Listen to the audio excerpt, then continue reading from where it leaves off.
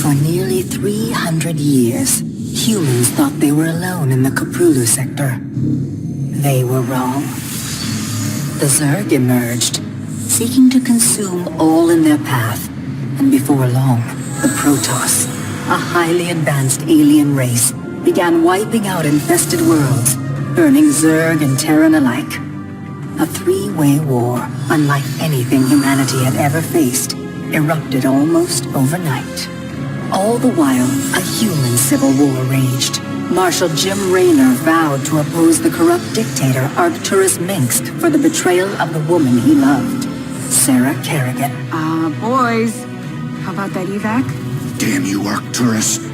Don't do this. It's done. Helmsman, signal the fleet and take us out of orbit. Now. Kerrigan, a loyal operative, was left to die at the hands of the Zerg. But the Zerg had other plans.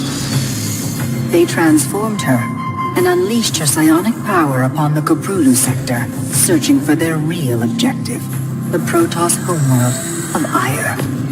The Protoss were unaware of this danger and slow to respond. Their rulers, the Conclave, had dispatched Executor Artanis to hunt for Tassadar, a commander who had refused to wipe out infested Terran worlds. They crossed paths with a Dark Templar mystic whose kind was considered heretics by the Conclave.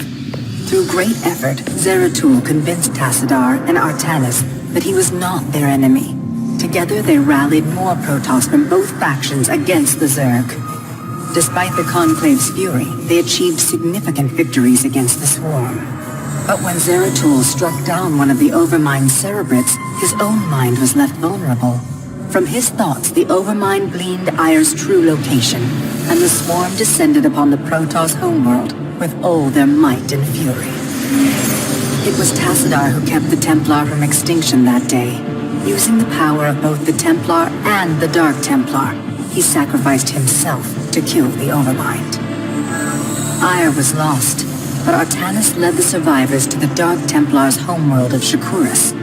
Old prejudices were set aside. The Templar were now in the Dark Templar's debt. Without the Overmind, the Swarm fractured. Kerrigan sought control of all the Zerg, even enlisting the aid of old friends and enemies like Raynor, Mengsk, and Zeratul. Once her rule was uncontested, the Queen of Blades betrayed them all. Billions of humans and Protoss were killed. The Zerg stood unchallenged, but to the relief of all, the war seemed to end there. Zeratul suspected the Zerg had fallen under the control of dark forces. He uncovered prophecies stating that an ancient entity, Amon, was attempting to merge Protoss and Zerg lifeforms into an unholy hybrid, and that this evil might already have control of Kerrigan and her power. It was during this time that Executor Artanis, hailed as a hero, was made leader of both the Templar and the Dark Templar. As Hierarch, Artanis united both factions and promised to one day reclaim the glory they had lost on Ire. But such unity is only a dream for Jim Raynor. Mengsk still rules, and Raynor's small rebellion has counted for nothing against the Dominion's propaganda machine. Perhaps it is time for a new strategy.